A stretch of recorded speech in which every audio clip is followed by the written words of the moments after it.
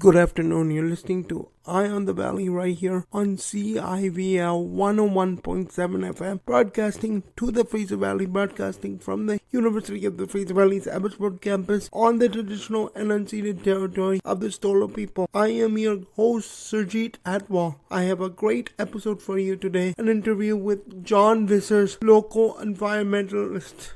Good afternoon. Thank you for joining us. I've got the great privilege and pleasure to be joined by John Vissers, local environmentalist. Thank you, John, for joining us.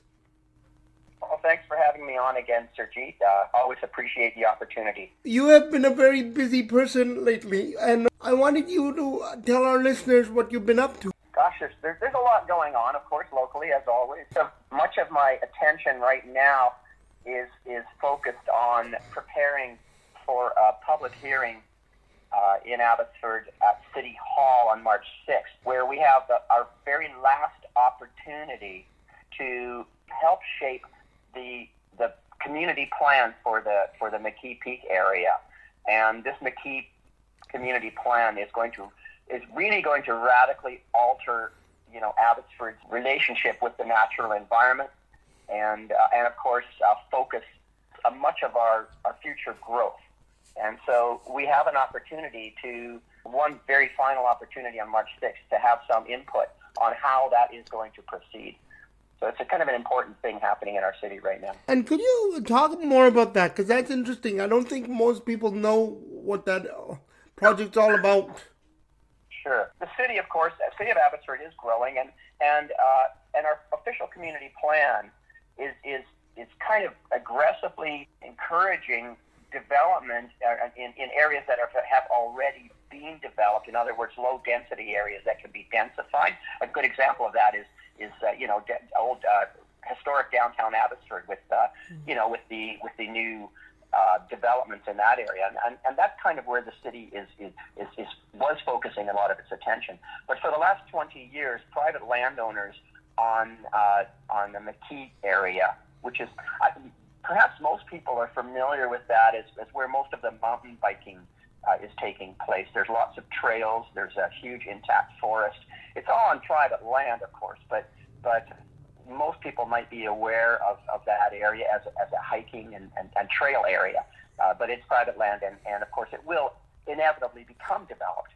And so what we're hoping is that we can influence the city to strike a real balance between the demands of growth and the commitments to a sustainable environment. And I think that's really the only sensible future is kind of finding a path through that enables us to find homes or build homes for people, but also respect the needs of the natural environment. And after the Fraser Valley flooding and now the snowstorm that we just recently had, do you find that municipal governments that you're dealing with are more receptive to the idea?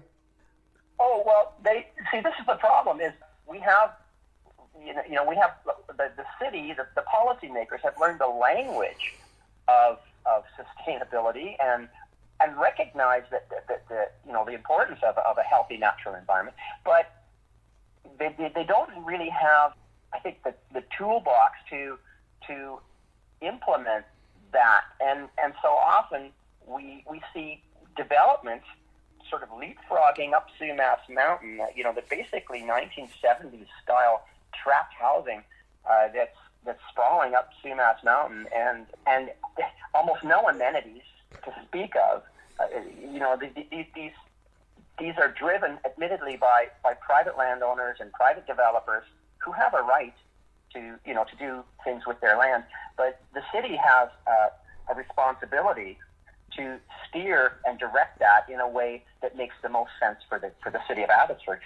Growth for its own sake is utterly and absolutely pointless.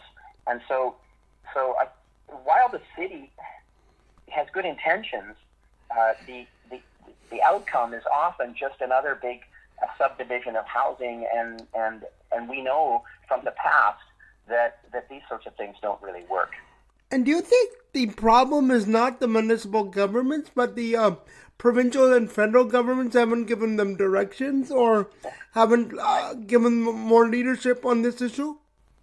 I don't think there's a lot of.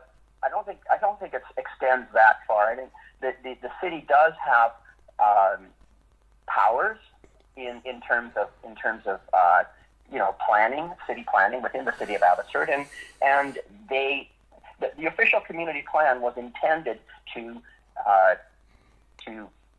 give the city the tools it needed to direct growth in a more sustainable way. But the problem with growth, we still use the models of the past century. I think that's a big mistake in terms of how we engage with a changing demographic in a society. We use the past as an example or as a model for how we should do things in the future, and I think that's a terrible mistake, because it's one of my favorite sayings: is the future isn't what it used to be. Mm-hmm. And we always seem to default to, well, this is what we've always done, and so let's keep doing it. And we know that that's not going to work. And so much of my efforts, particularly with respect to biodiversity and sustainability, much of my efforts are directed towards reminding the city that if we really want a livable community, then we have to respect the different components, and those, of course, are things like a healthy environment and recreation and natural spaces. We have to find a way to maintain those while we build our city, and that means letting go of some of the models of the past and embracing new ways of doing things. And there are developers who are trying to do that. There's actually, if you think about it, there's all kinds of different ways that we can develop a city, and they don't have to use the models of the past. But if you look at that, if you Google map, that area up by the golf course and then the Augustin neighborhood and that whole area, you'll see how over time all we're doing is putting in roads and houses. And I think there's thousands of people up there with almost no amenities right now. They're not respecting the principles of what are called now the 15-minute cities, which is really the ideal path forward that most cities are trying to adopt, and we're still doing it the old way that we know doesn't work. So we need people to speak out and say, wait, this isn't going to work for me, particularly young people who are going to be living their lives here in Abbotsford, hopefully, and I think they have a right to demand a better quality of community. You have been doing this for a long time, this advocacy for the environment and other causes such as that. You find that with more population growth, your advocacy is getting much more difficult or much more easier? That's a good question. It's really both.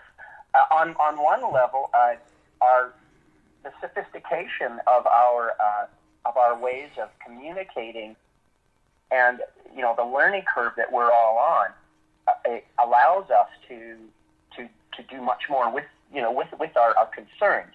A good example of that is our Fraser Valley Conservancy. We've just launched a program, particularly specifically to this issue of McKee Peak. And if anyone wants, just hashtag Speak for the Peak is the portal, is the way in to many different discussions around this issue and a lot of other things that are going on in Abbotsford as well. Anyone who goes to the Fraser Valley Conservancy website, Facebook page, Instagram, whatever, they'll find just a wealth of information on what to do, how to help, how to engage city, and so we have this wonderful new way of sharing our information and learning from each other. But then on the other hand, what's making it more and more difficult is that the status quo and the establishment and the policymakers have also learned the language, and so they can not greenwash, but sort of be what we call superficial adopters. They can make us feel better about what's going on without upsetting the status quo. And I think we need a radical shift in the way we're living, and that's not going to happen if the established policymakers aren't willing to change as well. They've learned how to appear to be doing the right thing without doing anything at all. And that's a big problem that we face. I remember 25 or 30 years ago, it was easier for us to show that a development proposal simply wasn't doing what it was supposed to be doing, and it was failing. But now it's much more nuanced and subtle. And so if you go to the city webpage on the McKee Peak plan, it looks wonderful, absolutely, on the surface. But we've seen how the plan has changed, the drafts have changed over time, and how the natural environment has been degraded, and the issues around sustainability have been sidelined to the point where we have nothing left, really, in terms of a real sustainable biodiversity in that area. And yet it appears on the surface to be just fine. And so that's what's making it very, very difficult now to engage and to encourage a more progressive change. And what is your final message to our listeners today that are listening to this program? There's so much. I think if I just have a minute, I would implore people on March 6th to come to City Hall, and even if they don't want to go to the microphone and say, I think we can do better than this, you can go to the microphone and you can say quite simply, I support and concur with these speakers that what they're saying. We need to do better. You don't have to come with a presentation, but even more effectively, you can go to the hashtag Speak for the Peak.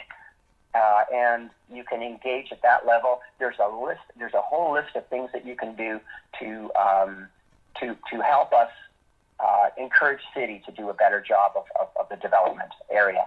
And so that's really the only thing that we can do right now. And this is our very last chance to have any input at all. And whether you're a mountain biker or you're a nature or you love the natural spaces, or you may be a person who wants to have affordable housing in that area, it all matters that we focus on this and encourage to do better. Thank you so much, John, for taking time out of your very busy schedule. And we'll talk to you soon. Okay, thank you, Sergey. Thank you. Bye-bye. Bye. Thank you for listening to Eye on the Valley. Join me again next week right here on CIVL 101.7 FM as I have another great episode for you.